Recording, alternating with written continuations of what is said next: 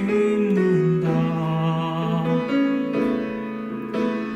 꿈꿀 수 없어 무너진 가슴에 저들의 푸른 꿈 다시 돋아나도록 우리 함께 담으라. 소망의 길을 만든다. 내일로 가는 길을 찾지 못했다. 저들 노래하며 달려가 그 길. 그날에 우리 보리라. 새벽 이슬 같은 자들 일어나. 뜨거운 가슴 사랑의 손으로 이 땅 치유하며 행진할 때 오래 황폐하였던 이 땅 어디서나 순결한 꽃들 피어나고 푸른 후에 나무가 가득한 세상 우리 함께 보리라.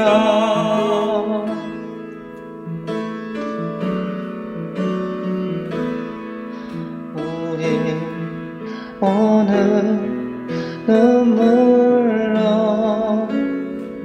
하늘의 씨앗을 심는다. 꿈꿀 수 없어 무너진 가슴에 저들의 푸른 꿈 다시 돋아나도록 우리 함께 땀 흘려 소망의 길을 만든다. 내일로 가는 길을 찾지 못했던 저들 노래하며 달려갈 그 길. 그날에 우리 보리라. 새벽 이슬 같은 저들 일어나. 뜨거운 가슴 사랑의 손길로 이 땅 치유하며 행진할 때 오래 황폐하였던 이 땅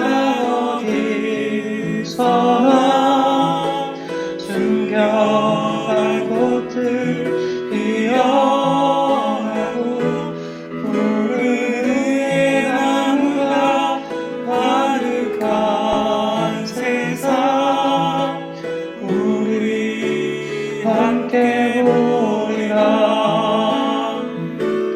오래 황폐하였던 이 땅 어디서나 순결한 꽃들 피어나고 푸른 후에 나무가 가득한 세상 우리 함께 보리라. 우리 함께 보리라.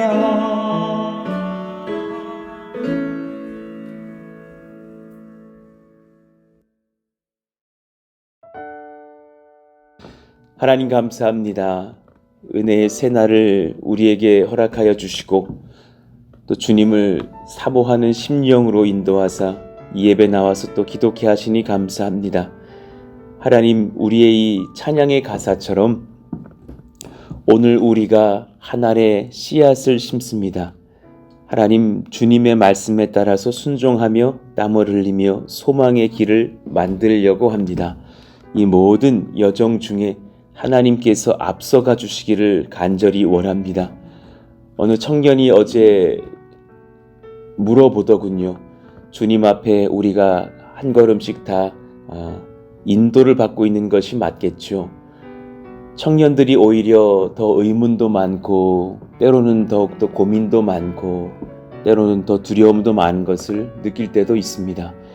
그들의 질문 앞에 주님께서 찾아오셔서 내가 앞서가는 하나님이라, 내가 너와 함께한다, 우리와 동행하신다 늘 말씀하여 주시고 인도해 주시기를 원합니다.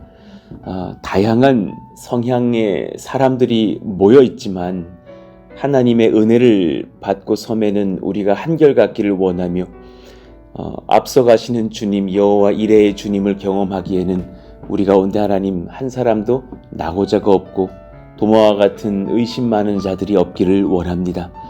성령께서 오늘 우리에게 또한 오셔서 앞길을 예비하시며 인도하시고 하나님의 능력을 경험하는 저희들 모두가 되게 하여 주시기를 원합니다. 건축의 여정 중에 하나님 뜨거운 기도가 또한 우리 가운데 있어야 될 줄로 알고 엎드립니다. 하나님께서 선하게 우리의 입술을 모아주시고 또 우리 가운데 하나님 동역자들을 붙여주시며 또 하나님께서 선하게 그 때와 상황들을 열어주시고 인도하시기를 원합니다. 20대, 30대, 40대 사랑하시는 권속들 또 한 30여 명쯤 같이 준비하면서 건축 PF의 각 분과의 상황들을 우리가 어떻게 하면 이제 남은 수개월간 잘 준비해서 정말 건축 이후에 현장으로 일으켜낼 수 있을까 고민하고 연구하고 답사하기 시작했습니다. 그런 가장 우선된 고민들, 어떻게 하면 그들에게 예수님의 복음을 증거할 수 있는 그런 기독교적인 세계관으로 우리가 무장할 수 있을까에 대한 연구를 들어갔습니다. 하나님 그런 좋은 선례들을 먼저도 연구하고 우리들의 아이디어를 모으며 또 지혜와 은혜를 구할 때에 하나님께서 함께하여 주시기를 원합니다. 멋진 카페도 귀하죠. 세련된 인테리어도 귀하죠. 그러나 그 가운데 예수님이 없다면 사실 우리의 취지는 흔들린 것이 될까봐 염려합니다. 예수님께서 드러나셔서 모든 찾아오시는 세상 사람들에게도 얼마나 우리 예수님이 사랑이 많은지 따뜻하게 우리들을 맞이해 주시며 예수 십자가의 그 복음을 들려주실 수 있는지 우리가 같이 고민하면서 가히 세상이 그런 적이 없기 때문에 우리가 두려워하고 염려하지만 기도하게 하여 주시고 하나님 같이 엎드리게 하여 주시고 하나님께서 주시는 성령의 지혜로 그렇게 은혜를 얻으며 우리가 한 걸음씩 진도를 그렇게 나아갈 수 있기를 원합니다. 하나님 우리 사랑하시는 권속들에게 건강 주시고 피곤치 않기를 원합니다. 때로는 저도 피곤하고 우리도 다 피곤하고 지치고 또 하나님 새 힘과 새 능력이 필요한 때가 많이 있음을 고백합니다. 강건하게 하여 주시고 성령 말씀 지혜 능력은 서로 충만한 하나님의 백성들 다 되게 하여 주옵소서. 오늘 말씀 주님께서 또한 증거하시기를 원합니다. 예수님의 이름으로 감사하며 기도하옵나이다. 아멘. 오늘 또 새롭게 암송을 시작하겠습니다. 마태복음 7장 21절 말씀입니다. 같이 읽고 또 암송해 보시죠. 나더러 주여 주여 하는 자마다 다 천국에 들어갈 것이 아니요 다만 하늘에 계신 내 아버지의 뜻대로 행하는 자라야 들어가리라. 마태복음 7장 21절 말씀. 아멘. 오늘 우리에게 주시는 주님 말씀은 사도행전 6장입니다. 1절부터 7절까지의 말씀 한 절씩 교독해 보겠습니다.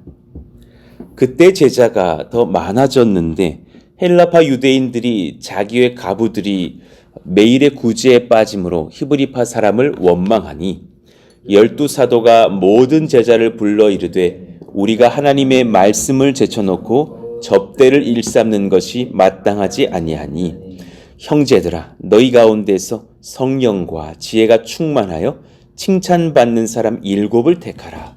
우리가 이 일을 그들에게 맡기고 우리는 오로지 기도하는 일과 말씀 사역에 힘쓰리라 하니 온 무리가 이 말을 기뻐하여 믿음과 성령이 충만한 사람 스데반과 또 빌립과 브로고로와 니가노르와 디몬과 바메나와 유대교에 입교했던 안디옥 사람 니골라를 택하여 사도들이 기도하고 그들에게 안수하니라. 하나님의 말씀이 점점 왕성하여 예루살렘에 있는 제자의 수가 더 심히 많아지고 허다한 제사장의 무리도 이 도에 복종하니라. 아멘. 말씀과 기도와 신방과 섬김의 조화를 이룹시다 라는 제목으로 말씀을 전하겠습니다. 말씀과 기도 그리고 신방과 섬김의 조화를 이룹시다. 오늘 본문은 결국은 목회자들과 그리고 집사님들을 세워가는 그런 여정에서 성도들이 또한 많이 교회 안으로 더 이렇게 인볼브 되어서 돕고 섬기는 그런 역할들이 일어나는 과정들을 보여줍니다. 초대교회의 첫 내부의 갈등이 발생해요. 때로는 이런 기록들도 되게 감사하고 위로가 되고 힘이 되더군요. 아, 그럴 수 있는 것이구나. 그런데 오히려 그럴 때에 위기가 그냥 긴장으로 또 분열로 끝나는 것이 아니라 오히려 은혜의 기회가 되는 것을 봅니다. 우리들은 연약하지만 성령님은 탁월하신 것을 봅니다. 그때 제자가 더 많아졌는데 그랬습니다.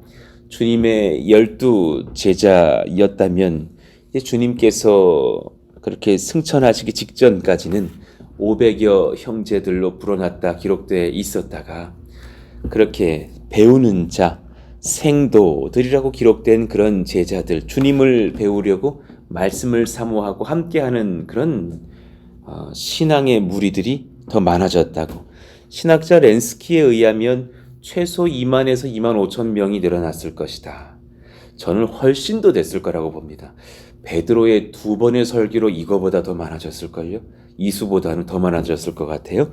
제 판단에는 한 5만에서 10만은 좋게 되지 않았을까, 그렇게 늘어나고 있지 않았을까 생각을 합니다.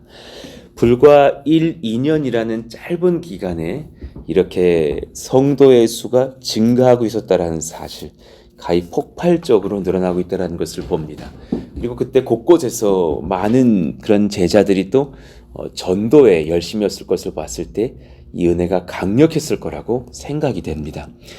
헬라파 유대인들이 자기의 과부들이 매일의 구제에 빠진다라는 것은 제외된다라는 표현이에요. 매일의 구제받음에서 제외됨으로 히브리파 사람을 원망했다고 적혀 있어요. 그 원망이라는 단어가 불평하다, 불만을 속삭이다, 뭐 이런 단어예요. 그러니 공공연히 그런 말들이 퍼졌다가 그렇게 이제 사도들의 귀에도 들어가게 된 것이죠. 지금 이 상황을 아래 자세하게 적어놨지만 나중에 읽어보시고 간략하게 이야기한다면 일단은 언어적으로 갈등이 시작됐을 거예요. 헬라파 유대인들은 정말로 헬라어를 많이 썼고요. 히브리파 유대인들은 이스라엘 땅에서 히브리어를 쓴 거라기보다는 셈어의 이제 그 당시 현대어였던 아람어를 썼을 겁니다. 그러니까 예수님도 아람어를 쓰셨거든요. 달리다굼, 이게 다 아람어예요. 엘리 라마 사막다니, 이런 거 헬라어가 아니라 아람어입니다. 그런 말들을 썼을 히브리파 유대인들과 헬라파 유대인들 간에 말이 안 통하니 점차 서로 가운데 이렇게 멀어졌겠죠. 당연히 조직을 해도 그렇게 했겠죠. 제가 만약에 이런 교회의 일원이었으면은 셀도 그렇게 나눴을 확률이 높습니다. 같이 모였는데 막 한 분이 헬라어 시작하시면 당황하지 않았겠어요? 알긴 알아도 잘 모르니까 그분들은 또 반대로 내 언어를 더 능숙하게 썼을 것이니까. 그러다 보니까 약간씩 이렇게 유대인들이 두 부류로 나눠지는 경향들이 있었을 것이라고 생각을 합니다. 그런데 그때의 빈민구제 사업에는 세상 방식, 그 당시 유대교 방식은 두 가지가 있었다고 전해져요.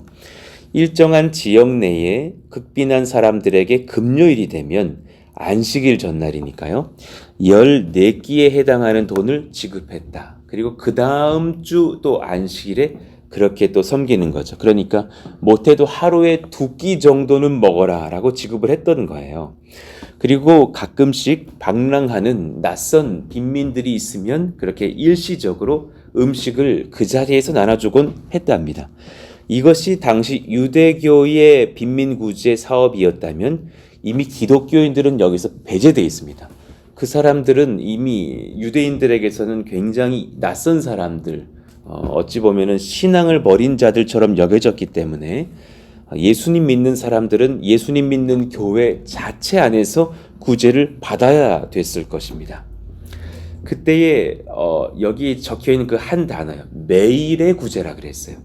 어떤 방식인지는 잘 모르겠지만 교회는 그런 가난한 기독교인들을 매일 구제했나 봐요. 매일매일 먹을 것을 아마 주지 않았을까, 음식을 배분해 주지 않았을까, 혹은 그렇게 같이 그렇게 헌금하고 모였을 때 물질이라도 나눠주지 않았을까 생각을 합니다. 그런데 그럴 때에 아무래도 헬라파 유대인들이 소외가 됐던 것으로 생각이 됩니다. 그래서 그런 갈등들이 유발됐던 것이죠. 여기서 이 일을 해결하시기 위한 성령님의 지혜가 참 탁월한 것을 봅니다. 그러면서 오히려 교회가 더 견고해진 것을 보거든요. 우리가 여기서 또 배울 것도 여러 가지 있습니다. 문제의 발단은 헬라파 과부들의 매일의 구제에서의 소외됨이었죠.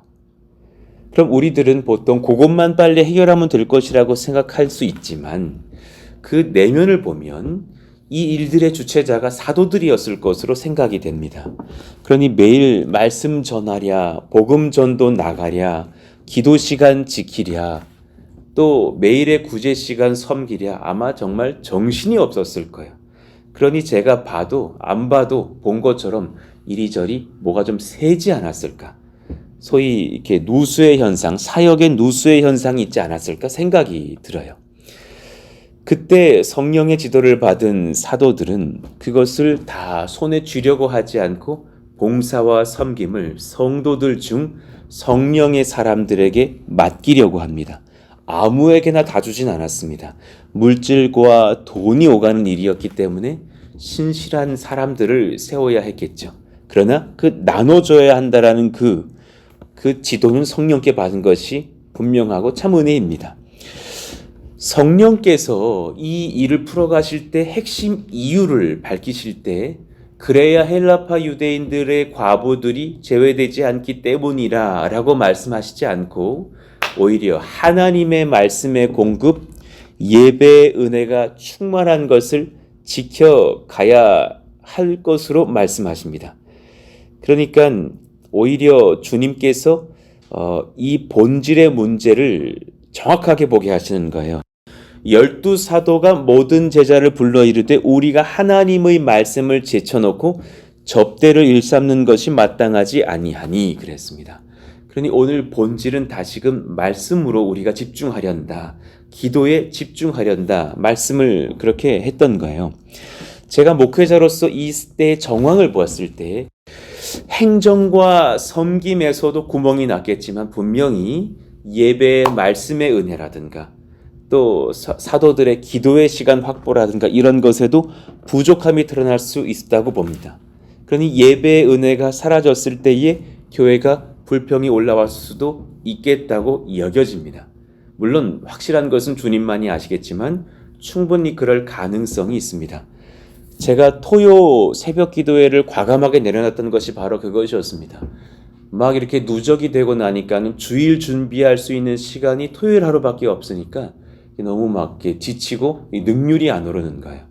그래서 사실은 토요 기도회를 영상으로 돌리면서 최근에는 청년들도 준비하고 있지만 우리 부교역자들에게 돌리고 또 청년들이 가끔씩 그렇게 또 말씀을 나누면서 기도를 인도해 달라.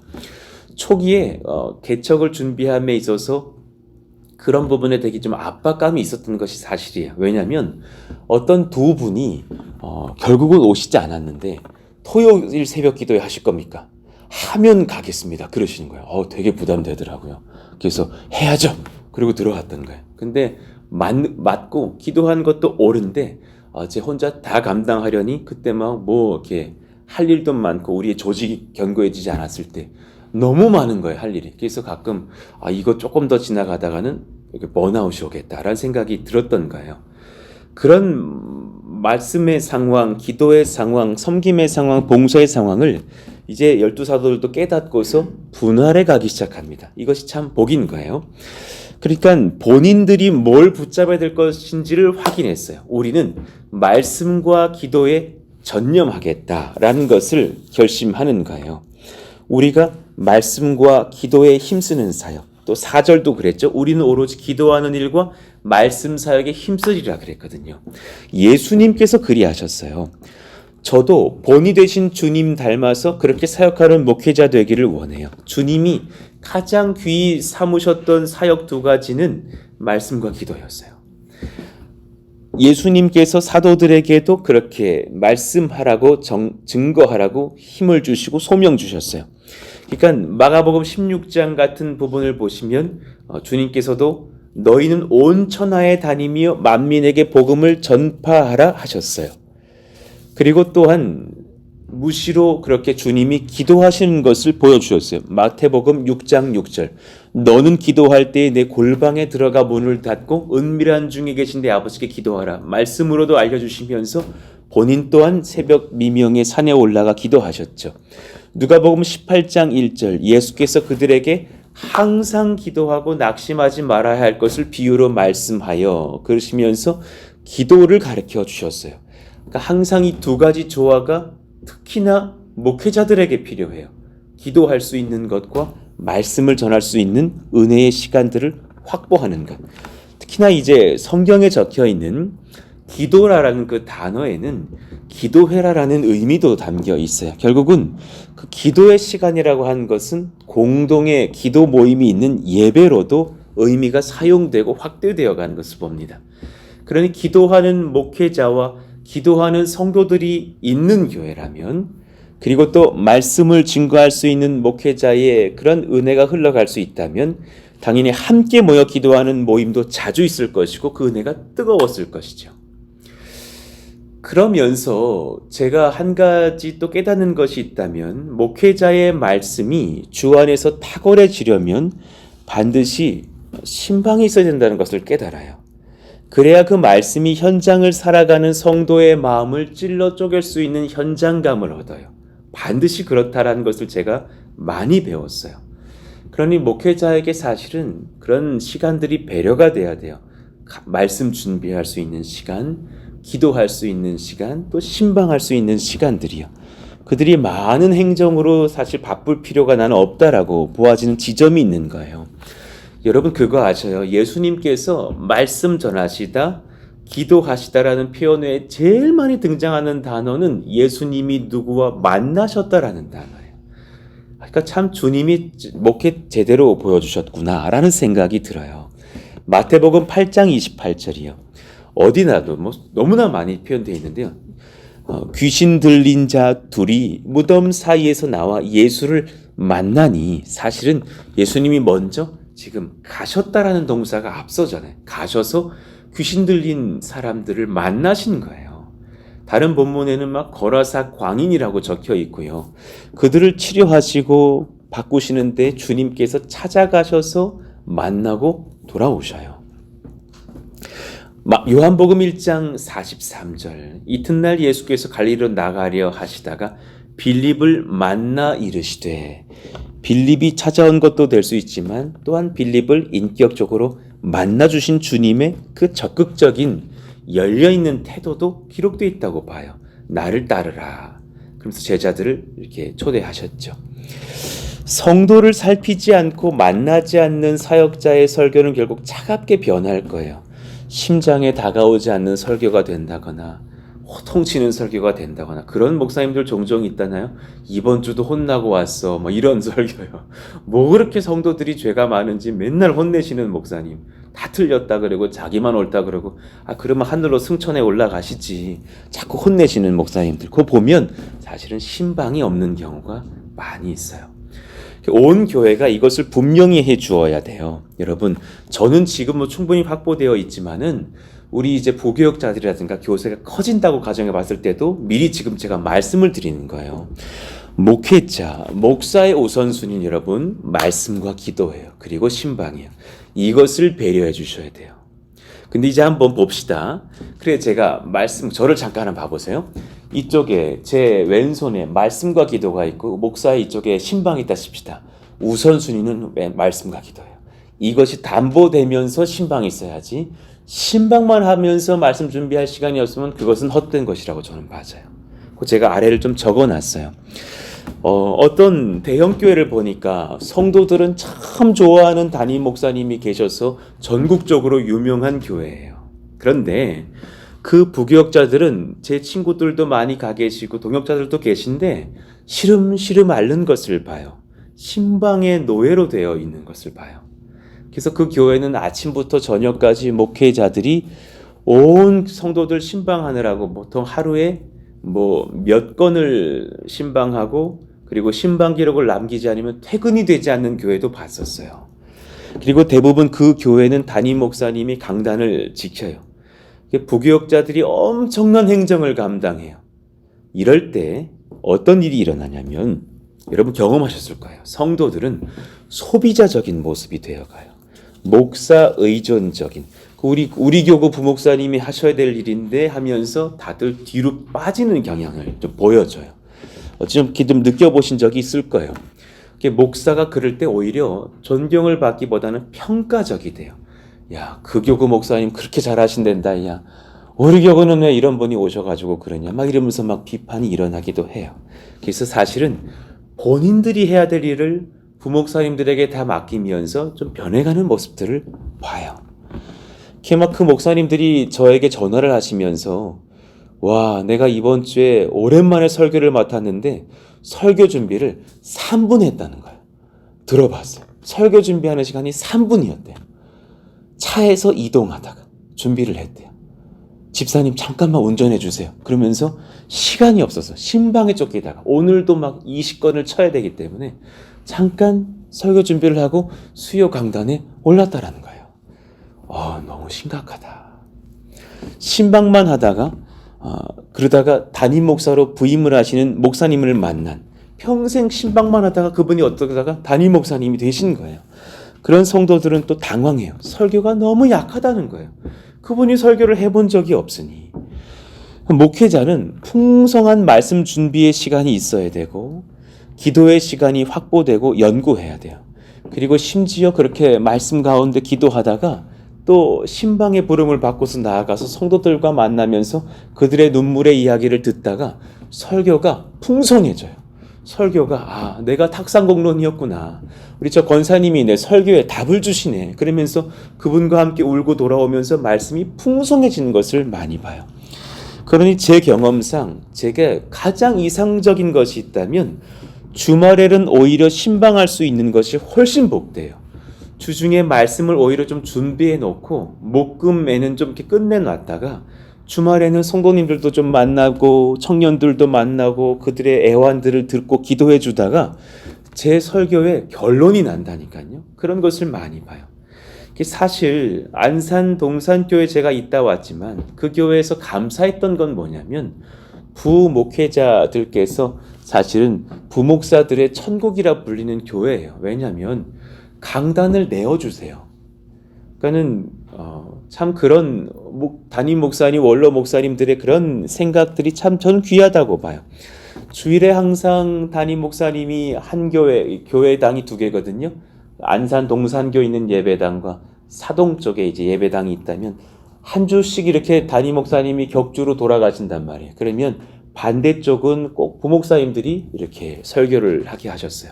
그러니까 설교의 기회를 주시고 두 번째 은혜는 교구를 아예 부교역자들에게 맡겨두시고 수요 기도회는 그리고 모든 교회 목회들은 당신들이 다 각자가 알아서 하라고 되게 자유를 많이 주셨어요. 그래서 수요 기도회로 우리가 교구끼리 따로 모여요. 그런 교회가 전국적으로 많지 않아요. 그러니 저도 한 450가정이 되는 성도님들을 목회할 수 있는 은혜가 있었어요. 그것이 얼마나 제게 양약이 됐는지 몰라요. 설교할 수 있는 시간들도 많았고 1년에 한 번씩은 교구 특별 새벽 기도회로 그런 목사님들이 다 자기의 교구 성도들을 불러 모아 놓으시고 한 주일간 설교하시면서 다 안수기도 해주고 막 그런 목회들이 일어났었어요. 그것을 담임 목사님이 혼자 다 하시겠다고 그렇게 잡고 계시지 않으셨단 말입니다. 그러니 사실은 나중에 정말 송구하고 조심스러운 얘기나 정말 안산동산교회 목사님들 담임 목사님들로 많이 나가고 지금도 잘하고 계신 것을 많이 봐요. 그래서 사실 저희 부친도 또 그런 원로 목사님들과 함께 그렇게 또 연세가 있으신 선배이시지만 그분들 얘기를 많이 들었어요. 또 안산동산교회 목회자들이 담임으로 목회 잘한단다. 그런 얘기를 많이 들어요. 성도들과 셀하다 보니까 많이 이렇게 다듬어지거든요. 권사님 위할 줄도 알고 장로님 위할 줄도 알고 막 이런 사람들로 좀 바뀌는 그런 모습들이요.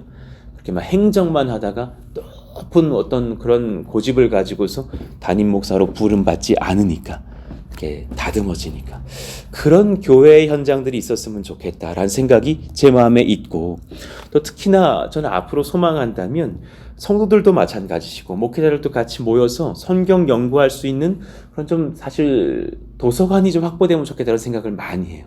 정말 전도사 때 책이 없어가지고 고생 많이 했어요. 정말 신학에 좋은 것들을 좀 읽고 싶은데 그럴 때 이렇게 사실은 이렇게 비용이 많지 않다 보니까 어디서 한 권 빌려가지고 막 봤던 생각이 있는데 경험들이 기억이 나는데 그런 것들이 은혜가 넘치면 좋겠다라는 생각이 듭니다.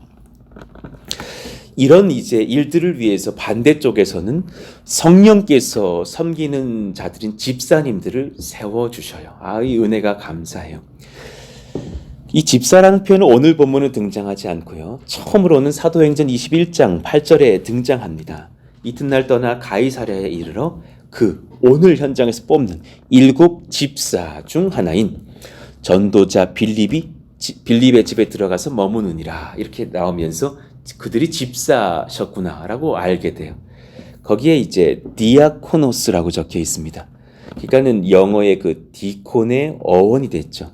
여러분 디아코노스 집사의 원 의미는 정말 섬기는 자입니다. 심지어는 하인이라는 표현도 있습니다. 하나님의 하인이 되는 겁니다. 나 집사야, 나 건들지 마가 집사가 아니고요. 나는 주님의 하인입니다. 주님을 섬기는 자입니다. 그런 존재가 되는 것이 바로 우리들의 모습이 돼야겠죠. 그러니까 목회자들은 말씀과 기도와 신방에 집중할 수 있도록 목회자 중심으로 섬겨서 성도들이 소비자적인 형태가 되고 그런 평가하는 사람들의 모습이 되지 않기를 원해요. 그런 교회 병든 교회예요. 목회자가 다 쥐고 있으면 안 돼요. 목회자는 성도님들이 난 결정해도 좋다고 봐요. 여러분 나중에 제발 그 카페 마음껏 좀 이렇게 섬겨주셔요. 교회에 막 많은 일들 마음껏 좀 섬겨주세요. 저랑 사모가 와서 설거지하고 있으면 그때부터 비극이 시작해요. 절대 관여 안 할 겁니다. 하나님께서 하셔야 되고 성도들이 하셔야 되고 그런 많은 행정들과 일들과 많은 그런 것들 여러분들이 결정해 주시고 저에게 그렇게 하겠습니다. 그럼 저가 그렇게 해요. 교회의 많은 행정과 섬김들이 성도 중심으로 그들의 연합으로 일어날 수 있도록 하나님 그런 은혜를 허락해 주세요. 성령께서 그러니 섬기는 자들을 세우시는 겁니다. 그런데 원칙이 있어요. 3절 보면 성령과 지혜가 충만하여 칭찬받는 사람 7을 택하라 그러셨고 또 동일한 말씀에 5절 온 무리가 이 말을 기뻐하여 믿음과 성령이 충만한 사람 그러니 스데반과 빌립 브로고노와 니가노르와 디몬과 바메나와 유대교 입겠던 안디옥 사람 니골라를 택하여서 그들에게 안수합니다. 그러니 그분들은 안수 집사님이에요. 오데인드 디콘입니다. 그렇게 안수 받으신 분들입니다. 결국은 같아요. 표현은 달랐지만 같아요. 여러분 우리가 이런 주의 일꾼들 되시기를 원해요. 성령과 지혜가 충만한 사람 그는 곧 믿음과 성령이 충만한 사람이에요. 자 정리해 봅시다. 누가 믿음이 충만한 사람입니까? 예수를 만나서 나를 죽인 사람이에요. 그가 믿음이 충만해요. 믿음이 충만하라는 것은 미션입니다. 그런 게 아니라 예수밖에 안 본다라는 사람이에요. 예수님 만나서 나를 내려놓은 사람이에요. 자기 인정받으려고 섬기잖아요. 절대 그러지 마십시오. 그 순간부터 재앙입니다. 내 이름 내려놓고 교회 섬기면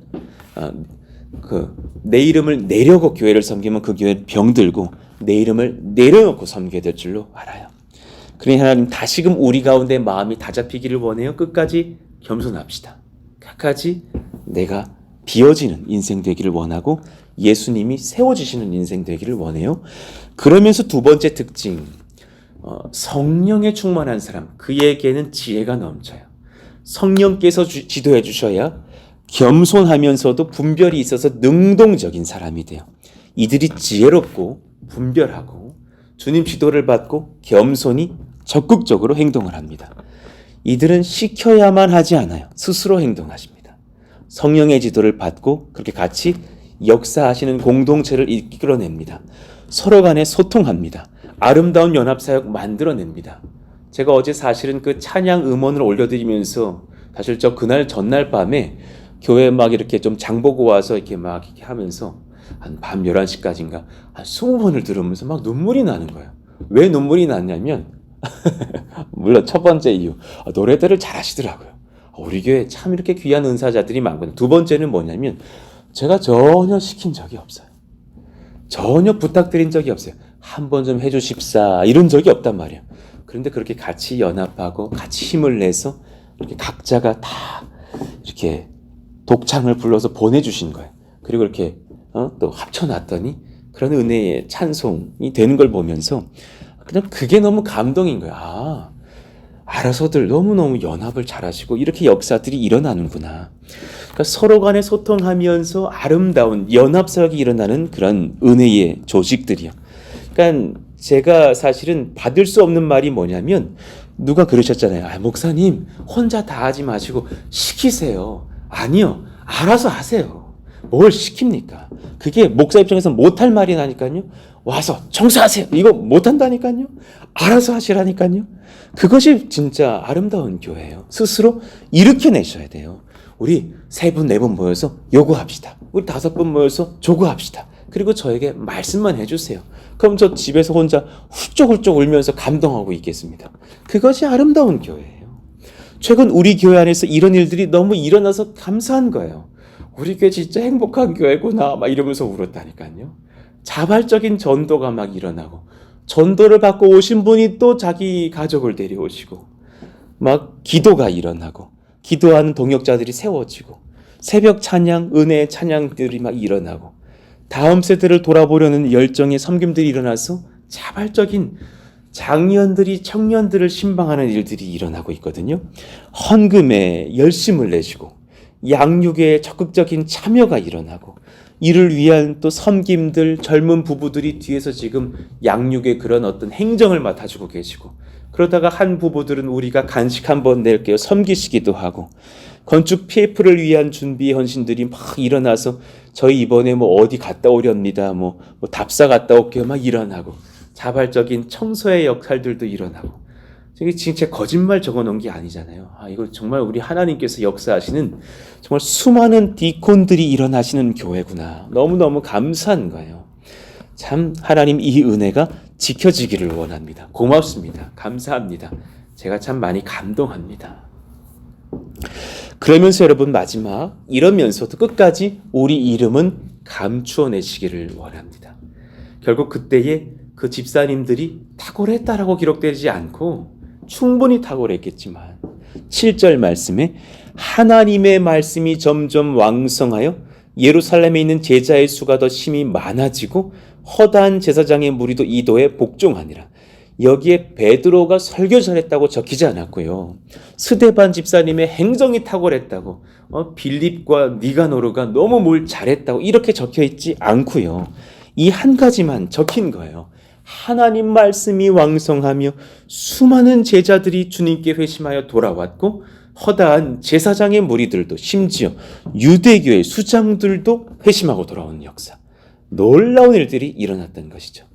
하나님 이 은혜만 우리 교회에도 기록되게 해주세요. 이 역사가 일어나게 해주세요.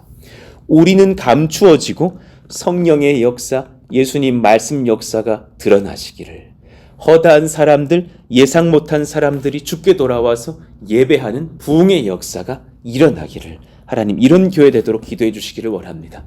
말씀 정리합니다. 말씀과 기도, 신방과 섬김의 조화를 이룹시다. 이런 교회 되기를 원합니다. 초대교회의 첫 내부의 갈등이 은혜로 바뀌는 역사 속에서 그렇게 말씀과 기도가 확보되어지는 목회자들이 생겨나고, 또한 그렇다고 집사님들이 기도하지 않는다라는 건 아니죠. 같이 성령 안에서 은혜가 충만한 자들이 세워지며 또 신방과 섬김과 여러 가지 사역들을 감당하는 조화가 일어납니다.